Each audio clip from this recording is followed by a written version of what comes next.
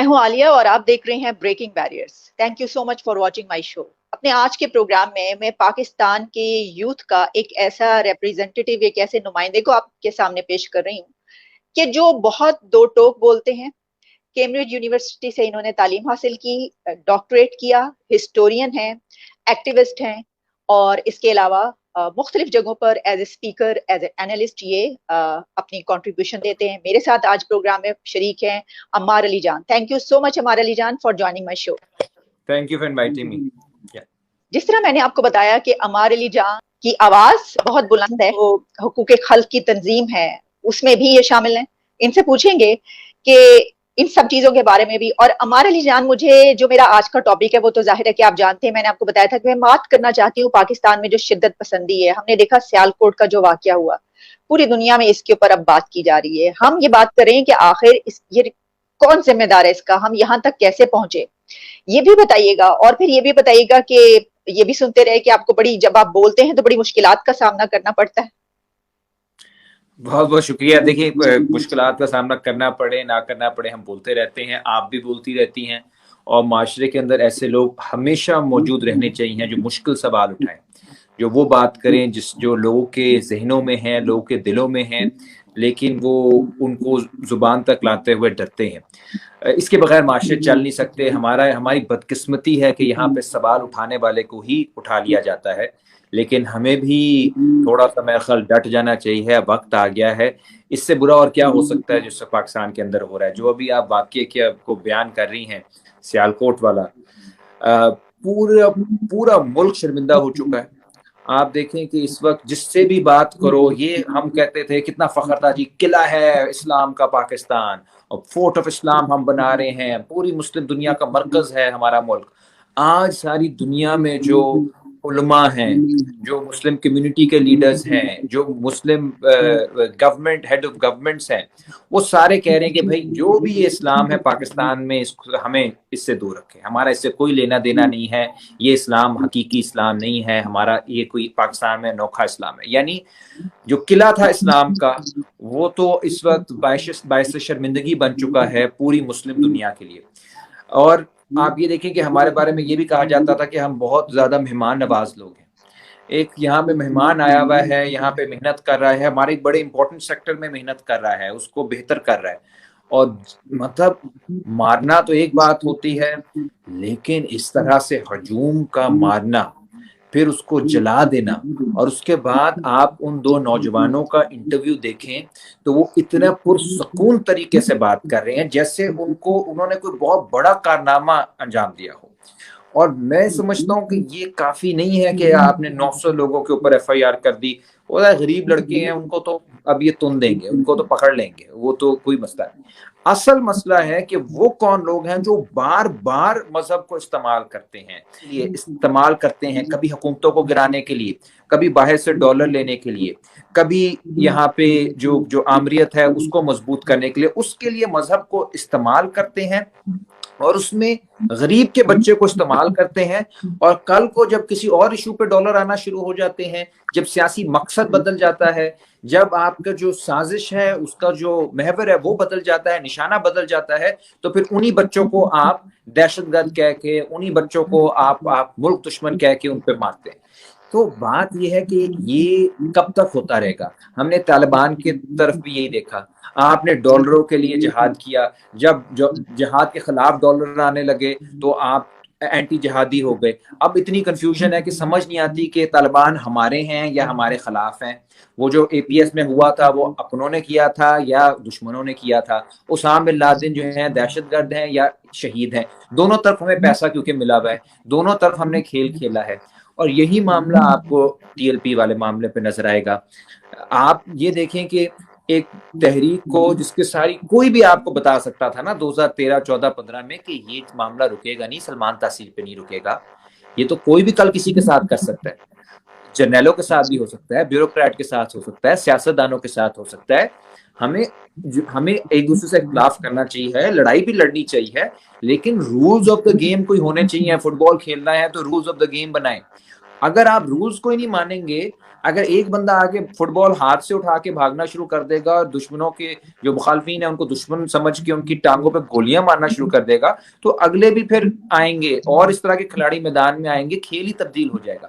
انہوں نے rules of the game تباہ کیے۔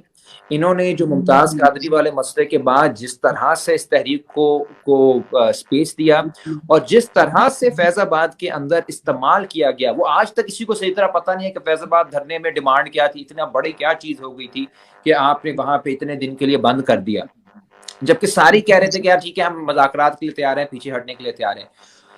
اس وقت جس طرح سے ہمارے جرنیلوں نے کہا کہ ہم بیچ میں نہیں آئیں گے، یہ بات کی گئی کہ جی ہم یہ ہمارے بھائی ہیں، پھر 1000 روپے دیے گئے ان کو، اینڈ میں وہ ویڈیو وائرل ہوئی، تو آپ نے تو کھلا پیغام دیا کہ یار آپ جو مرضی کرو، آپ کو اجازت ہے۔ یہی اگر کوئی شخص آئے عورتوں کے حقوق کے لیے نکلے، یہی شخص کوئی طلباء کے حقوق کے لیے نکلے، یہی کوئی شخص ٹریڈ یونین مزدوروں کے حقوق کے لیے نکلے، کسانوں کے حقوق کے لیے نکلے، کسان آتے ہیں تو ان کے اوپر آپ سپرے مارتے ہو، کیمیکل سپرے مارتے ہو، اشفاق لنگیال شہید ہو گئے تھے لاہور میں، عورتیں نکلتی ہیں آپ ان پہ توہین کا الزام لگاتے ہیں، ان پہ ایف آئی آر کرتے ہو، اسٹوڈنٹ نکلتے ہیں تو بغاوت کے پرچے ہوتے ہیں اور ہاسپٹلوں سے انہیں اٹھا کے آپ غائب کر دیتے ہو۔ یعنی ان ایک سخت مزاج ریاست ہے جو اتنی نرم ہو جاتی ہے جب اس طرح کے کراؤڈ نکلتے ہیں، اور ان کو 1000 روپے دے کے ان کا خرچہ اٹھا کے آپ واپس بھیجتے ہو، پھر ان کو آپ پارٹی بنواتے ہو، انہیں چوتھے نمبر پہ لے کر آتے ہو، پھر آپ کبھی فرینچ ایمبیسی والا ایشو اٹھوا دیتے ہو۔ ایک طرف آپ کو ادھر سے پیسہ بھی لینا ہے، دوسری طرف آپ کو نیچے سے پریشر بھی رکھنا ہے، یعنی آپ دنیا میں مذاق بنے ہوئے ہو۔ مجھے جو افسوس ہے وہ یہ ہے، جو اس وقت خطرہ ہے وہ دو ہے۔ ایک یہ کہ جس طرح ہمارے پولیس والوں کو مارا گیا سڑکوں پہ، اس کے بعد اس کا جو صلہ ملا ہونا یہ چاہیے تھا، وزیر اعظم سے لے کے چیف عوامی اسٹاف سے لے کے سب جو ہے ان کے گھروں پہ ان کے جنازوں پہ جاتے اور کہتے ہم آپ کے ساتھ کھڑے ہیں، ریاست اپنے ساتھ کھڑی۔ یہ ریاست تو اپنوں کے ساتھ بھی نہیں کھڑی تھی، اپنوں کو جو ان کی حکومت کی رٹ کے لیے لڑ رہے تھے ان کو 2 منٹ میں انہوں نے بیچا، عقیل ڈیڈی صاحب کو بیچ میں لے کر انہوں نے کہا جی لو ہو جاتی ہیں چیزیں، لوگ مر جاتے ہیں، آپ موو آن، کو اتنی بڑی بات نہیں ہے کہ تھوڑے پولیس والے مر گئے۔ کیا کل کو لوگ لڑیں گے؟ جب آپ کی گربان کی طرف یہ آئیں گے تو پھر لڑنے کے لیے تیار ہوں گے۔ دوسرا اس میں ایک چیز ہے کہ ٹی ایل پی کو آپ مین سٹریم کرنا چاہ رہے ہو، اس سوچ کو آپ مین سٹریم کرنا چاہ رہے ہو، یہ مین سٹریم ہو نہیں سکتی۔ جب آپ کی بنیاد سیاست کی یہ ہے کہ آپ نے کہنا ہے کہ ہر جگہ گستاخی ہو رہی ہے اور جو گستاخ کا جو اس کی سزا ہے وہ سر سے تن سے سر جدا، یہ اگر آپ کا بنیادی نعرہ ہے، تو پھر اگر کوئی گستاخی نہیں ہوگی، توہین نہیں ہوگی، اگر آپ جھوٹی توہین نہیں بناؤ گے تو آپ کی سیاست ہی ختم ہو جائے گی۔ بنیاد ہی جب یہ ہے، اسلام تو بنیاد نہیں ہے، اسلام کے لیے تو جماعت اسلامی بھی ہے، اسلام کے لیے تو جمعیت علماء اسلام بھی ہے، اور بھی بہت ساری پارٹیاں ہیں، سب بھی کہتی ہیں کہ ہم شریعت لانا چاہتے ہیں۔ ان کا ایک مخصوص ایشو ہے اور اس کا جو لاجیکل اینڈ ہے اس ایشو کا وہ یہی ہے کہ آپ بار بار لوگوں کو، عام لوگوں کو یہ طاقت دیں کہ وہ اسی وقت جج بھی بنے، جوری بھی بنے، اور وہ ایگزیکیوشنر بھی بنے، اور وہ سڑکوں پہ لوگوں کو سزائیں دیں۔ مشال خان کے ساتھ ہوا، ان کے ساتھ ہوا، کتنے لوگ اور ہمارے بیچارے مسیح برادری کے لوگ مارے گئے، ہمارا جنید حفیظ پروفیسر ہے آج تک وہ بند ہے ملتان میں۔ یہ پالیٹکس ہے ان کی، تو ان کو آپ ان کو روک نہیں سکیں گے، اور یہ جرنیلوں کو بھی نہیں کل کو چھوڑیں گے، یہ آپ کے ایمبیسڈرز کو بھی نہیں چھوڑیں گے، یہ آپ کے پولیٹیشنز کو بھی نہیں چھوڑیں گے، پہلے بھی نہیں چھوڑا اور یہ اور سخت ہوں گے۔ تو آپ بالکل ایک پلینگ ود جو آپ نے بات کی، اصل میں جو پرابلمز ہیں اس کی، جس کو دور کرنے کی ضرورت ہے، آپ نے ان کی نشاندہی کی ہے۔ جو آپ نے بات کی، اگر جو 9 پولیس والے ایک مرتبہ، اور ایک اس سے پہلے جب ہوا تھا فرانس کے خلاف مظاہرہ، اس دوران بھی کہا گیا 8 کے قریب پولیس والے شہید ہوا، اگر یہ نہ ہوتا، روک لیا جاتا، تو پھر یہ جو واقعہ ہوا سیالکوٹ میں، جس میں یہ کہا جا رہا ہے کہ پولیس پہنچ گئی وہاں پر، لیکن وہ کیونکہ نفری ان کی کم تھی اور وہ ڈر رہے تھے، وہاں پہ جو گارڈز تھے جتنے، وہ سب بھاگ گئے۔ اس کی وجہ یہ کہ یہ تو پیغام پورے پاکستان میں پہنچ گیا کہ یہ جہاں پہ بھی ہوں گے اور یہ گنڈا گردی کر رہے ہوں گے مجمع کی صورت میں، تو وہاں پہ تو کوئی کسی کو بچانے نہیں بڑھے گا۔ تو ہم نے تو اس کو مزید انہانس کر دیا نا یہ کر کے۔ بالکل، آپ نے کہا ہے کہ جی اگر آپ پرامن رہیں گے تو آپ کے ساتھ وہ ہوگا جو ہم نے پی ٹی ایم کے ساتھ کیا، ہم آپ پہ دہشت گردی کے پرچے بھی کریں گے، آپ پہ بغاوت کے پرچے کریں گے، آپ کو ملک دشمن قرار دیں گے، ٹی وی سے آپ کو بین کر دیں گے، بندے آپ کے راتوں کو اٹھائیں گے۔ اگر آپ پرامن رہے تو آپ کے ساتھ وہ ہوگا جو اس وقت طلبہ تحریک کے ساتھ ہوا. ہمارے نوجوانوں کو اٹھایا گیا، لاہور سے اٹھایا گیا، اور جگہوں سے اٹھایا گیا، گھروں میں فون کیے گئے آپ کی بچوں کو. گرفتاری کی خبریں بھی آ رہی تھی کچھ اس طرح ایک مرتبہ، مجھے بلکہ میں آپ اس میں پہلے والے میں شاید گرفتار بھی ہو گئے تھے جب مجھے اسٹوڈنٹس میں کی گرفتار، یہ تھی، طلبہ کی. جی. بالکل بالکل، مجھے صبح 4 بجے گھر سے اٹھایا. اور وہ میں نے آج بھی وہ ایک جگہ بات ہو رہی تھی تو میں نے ایک بک لانچنگ پہ بات رکھی تھی کہ مجھے اٹھایا اس بنیاد پہ. میں نے ارمان لونی صاحب ایک پروفیسر تھے بلوچستان میں جن کو شہید کیا گیا، پی ٹی ایم سے ان کا تعلق تھا، ان کے حق میں ایک تقریر کی تھی. اور پھر صاحبال کے معاملے پہ جب سی ٹی ڈی نے مار دیے تھے ایک فیملی کو، تو ہم نے اس کے لیے شہری تحفظ مارچ رکھا ہوا تھا. مجھے گھر سے اٹھا کے لے گئے ریڈ کر کے، اور بعد میں انہوں نے پوری انٹروگیشن یہ کر رہے تھے کہ جی آپ پشتون جو ہیں ہمارے شہری ہیں اور آپ کو ایسا، اور میں پشتون ہوں نہیں، میں جٹ ہوں، پنجابی ہوں. تو آپ ان کی میڈیوکرٹی بھی دیکھیں کہ ریڈ جس انٹیلیجنس کی بنیاد پہ کر رہے ہیں وہ یہ تھی کہ ان کو وہ میری شناخت بھی پوری نہیں کر سکے کہ کون ہے یہ کیوں ہے. تو یہ تو نہ صرف ظالم ہیں، یہ انکمپٹنٹ بھی بہت ہیں. اور اس کے لیکن اس میں بجائے یہ بھی نا عمار کہ اگر کوئی کسی کے لیے آواز اٹھاتا ہے، چاہے وہ بول کے اٹھائے، لکھ کر، اس کو جو ہے وہ پکڑ لیا جاتا ہے. ایسی اور جو پولیس والوں کو شہید کرتے ہیں ان کو کھلی چھٹی دے دی جاتی ہے، چھوڑ دیا جاتا ہے. یہ کتنا بڑا سوال ہے، بالکل یہ سمجھ میں نہ آنے والا ایک معاملہ ہے. یہ انسینٹیو دے رہے ہیں کہ اگر آپ پرامن رہے، آئین کی بات کی، آپ کو غدار بھی کہیں گے، آپ کو مار بھی دیں گے، آپ کو پھانسیوں پہ بھی لٹکائیں گے، ریس خٹک والا بھی ہوگا آپ کے ساتھ، 14-14 سال آپ کو جیلوں میں بند کریں گے. لیکن اگر آپ نے فوجیوں کے سر کاٹ دیے اور ان کے ساتھ فٹ بال کھیلا، اگر آپ نے اے پی ایس کے اندر قتل عام کیا، اگر آپ نے ان کو پولیس والوں کو سڑکوں پہ ان کا قتل عام کیا، اگر آپ نے چیف آف آرمی سٹاف کے اوپر کفر کے فتوے لگائے، اگر آپ نے وزیر اعظم کے اوپر کفر کے فتوے لگائے، اگر آپ نے جو ہمارے انٹرنیشنل سارے اتحادی ہیں ان کے اوپر کفر کے فتوے لگائے، ایمبیسیز پہ حملے کرنے کی کوشش کی، اگر آپ نے سیاستدانوں کو گولیاں ماری، اگر ان پہ آپ نے کفر کے فتوے لگائے، تو پھر آپ کے ساتھ بات بھی ہو سکتی ہے، آپ کو بھائی بھی قرار دیا جا سکتا ہے، آپ کو گلدستے بھی پیش کیے جا سکتے ہیں، آپ کے ساتھ جو الیکٹورل اتحاد ہے وہ بھی کیا جا سکتا ہے. اور ہر جو بڑا بندہ ہے وہ ثابت کرنے کی کوشش کرے گا کہ وہ آپ میں سے ہے، آپ کی طرح ہے. تو یہ تو اب حالت ہو گئی ہے کہ ان کو صرف آپ کو کہا جا رہا ہے، سب کو کہا جا رہا ہے کہ ہتھیار اٹھا لو تو پھر ہم بات کریں گے، اس کے علاوہ کوئی بات کرنے کے لیے تیار نہیں. This state will not work. یہ فنکشن نہیں کر سکتی اس طرح سے. ریاست کو چلنا چاہیے کوئی اصولوں کے تحت، کوئی قواعد ہو، کوئی آئین ہو. آئین کا مقصد ہی ہوتا ہے نا کہ جو میرا اور آپ کا رشتہ ہے وہ شہری ہونے کا ہے. اس کا مطلب آپ کے ساتھ کوئی زیادتی ہوتی ہے تو وہ صرف آپ کی نہیں، وہ اس اصول کی نفی ہے جس کے تحت مجھے بھی تحفظ حاصل ہے. تو ہم سب کا ایک رشتہ ہے. یہاں تو ہر کسی کے ساتھ علیحدہ علیحدہ چلاتی ہے، وہ کسی کے ساتھ علیحدہ ڈیل ہو رہی ہے، رات کو کسی کے ساتھ ڈیل ہو رہی ہے، صبح کو کسی کے ساتھ ہو رہی ہے، باہر والوں کے ساتھ کوئی اور، امریکہ کو کوئی اور کمٹمنٹ دے رہے ہیں، سعودی عرب کو کوئی اور دے رہے ہیں، چائنا کو کوئی اور دے رہے ہیں. مطلب دیر از نو ڈگنیٹی. کوئی ایک عزت دار جو ملک ہے، کوئی عزت دار معاشرہ ہے. آپ مجھے یہ دیکھیں نا کہ کوئی دنیا کا ملک ایسا ہوگا جس کے 70,000 شہری ایک جنگ میں مر جائیں اور اس کے اینڈ میں ہمیں یہی نہ پتا ہو کہ اس جنگ میں ہم کس کی سائڈ پہ تھے. وہ کہتے ہیں جی ہمارے ساتھی ہیں، طالبان نہیں، اتنے برے نہیں. اور جنہوں نے مارا ان کے ساتھ ہم ان کو قومی دھارے میں لا کے کہیں کہ بس ٹھیک ہے، ہو گیا جو ہونا تھا، کوئی بات نہیں، اب واپس آ جائیں. دنیا میں کہیں نہیں ہوتا. آپ نے پیسے لیے ہیں، آپ کے لاشیں گری ہیں، آپ کے فوجی جو ہیں جوان وہ آگے جا کے لڑے ہیں، جرنیلوں کے بچے بھی مرے ہیں اس لڑائی میں. اس کے باوجود آپ کو صرف یہ ہے کہ یار ادھر، مطلب آپ کو ہے کہ کہیں نہ کہیں انسیکیورٹی رہے. یہ سیکیورٹی اسٹیٹ تو ہے نہیں، یہ تو انسیکیورٹی اسٹیٹ ہے. کیونکہ اس کا سارا جو پیسہ ہے، ساری سیاست ہے، سارا نظریہ ہے، اس کی بنیاد انسیکیورٹی ہے.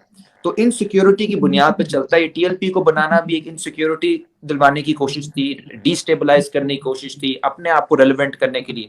آج جو وہ انسیکیورٹی ہے وہ معاشرے کے اندر پھیل چکی ہے.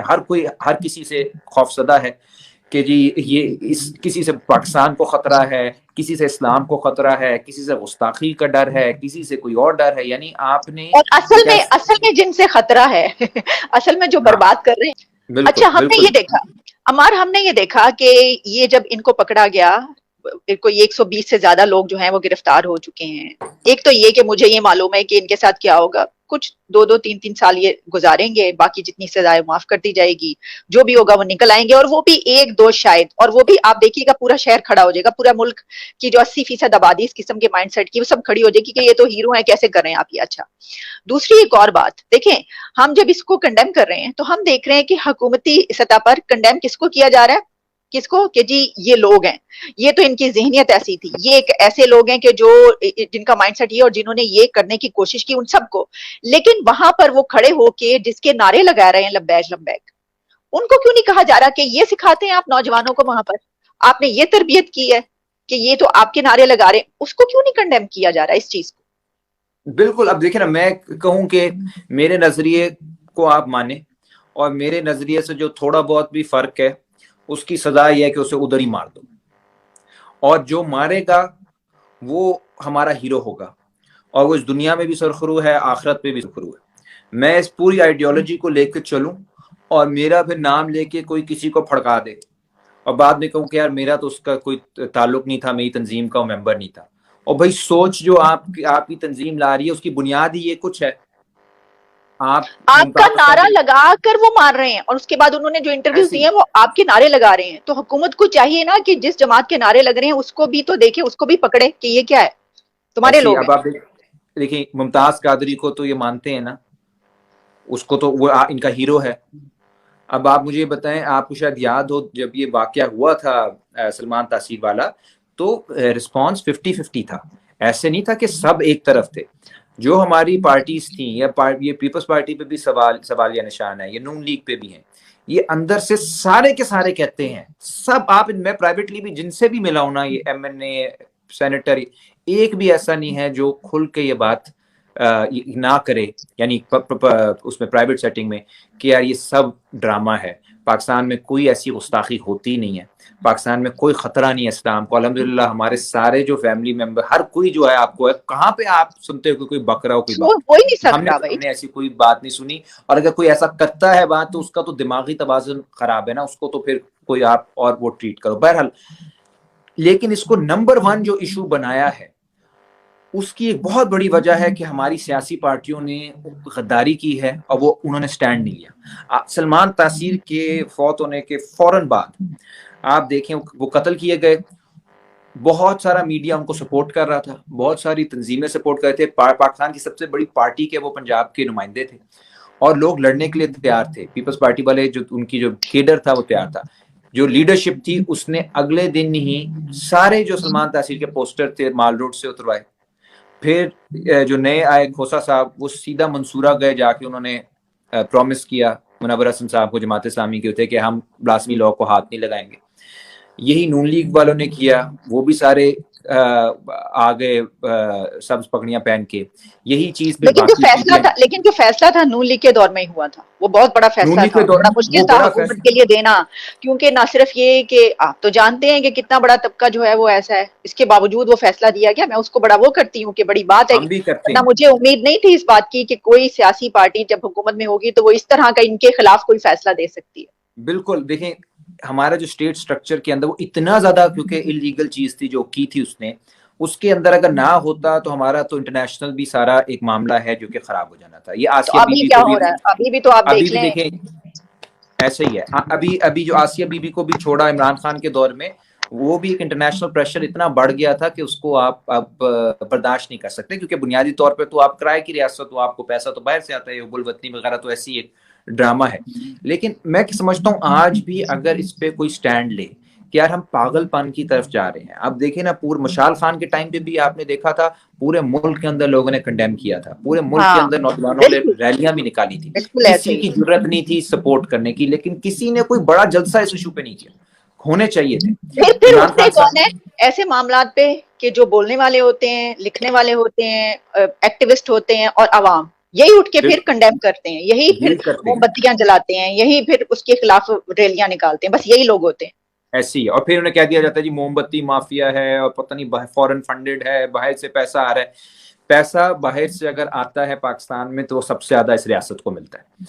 اب باہر سے فنڈنگ دیکھیں نا، آپ اس ریاست کے منہ سے اچھی نہیں لگتی یہ بات کہ آپ فورن فنڈڈ ہو، یہ فورن فنڈڈ ہے. आसमा जहांगीर कॉन्फ्रेंस फॉरेन फंडेड है, आप फॉरेन फंडिंग के बगैर आप तो अपने क्लर्कों को पैसा नहीं दे सकते, तो आप किस नखरा आपका किस बात का है?